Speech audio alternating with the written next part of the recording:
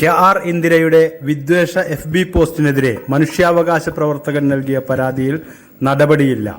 Case UD ലിസ്റ്റിലേക്ക് മാറ്റി police.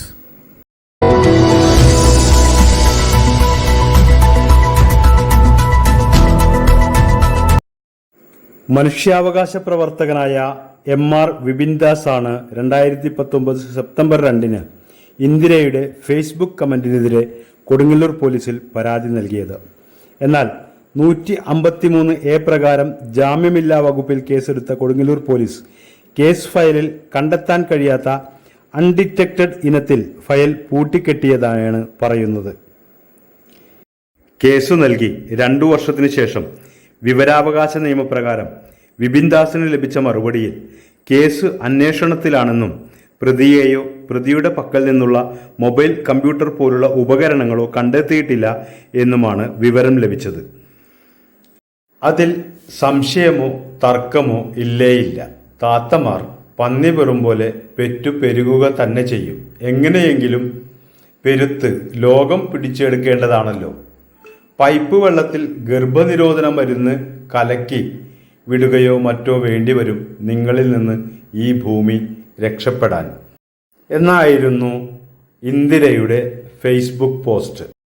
Vipindas ഇന്ദിരയ്ക്കെതിരെ പരാതി നൽകിയതോടെ കേരള പോലീസ് ഇന്റലിജൻസ് വിഭാഗം നിരന്തരമായി വിപിൻദാസിനെ ഫോൺ ചെയ്ത് വിവിധ തീവ്രവാദ സംഘടനകളെക്കുറിച്ചും അവയുമായി വിപിൻദാസിനുള്ള ബന്ധങ്ങളെക്കുറിച്ചും അന്വേഷിച്ചിരുന്നതായി വിപിൻദാസ് പറയുന്നു.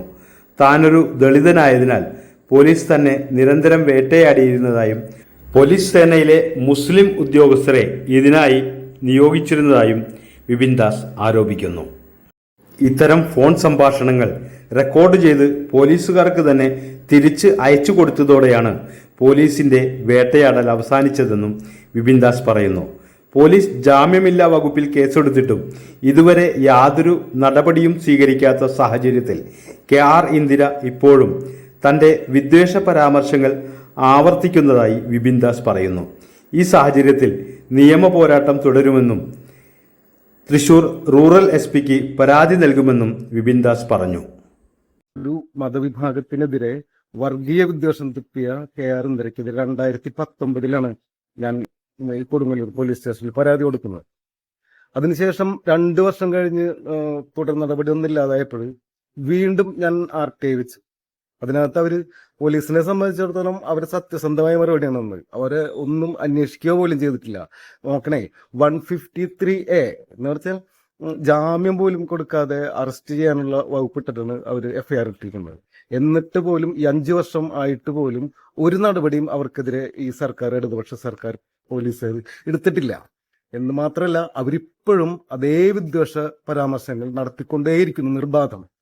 ഇസ്ലാം സമുദായത്തിലെ ആരെങ്കിലും ഇത്തരം നീതിയുടെ പക്ഷത്തു നിന്ന് സംസാരിക്കുകയാണെങ്കിൽ പോലും ദേശദ്രോഹം കുറ്റം ഏർപ്പെടുത്തി അവർ അറസ്റ്റ് ചെയ്യുന്ന പ്രവണത ഇപ്പോഴുണ്ട്. പക്ഷേ ഈ സംഘപരിവാരമായിട്ട് ബന്ധപ്പെട്ട ആളുകൾക്ക് എന്തും പറയാവുന്ന അന്തരീക്ഷമാണ് ഇപ്പോൾ നമ്മുടെ കേരളത്തിലുള്ളത്.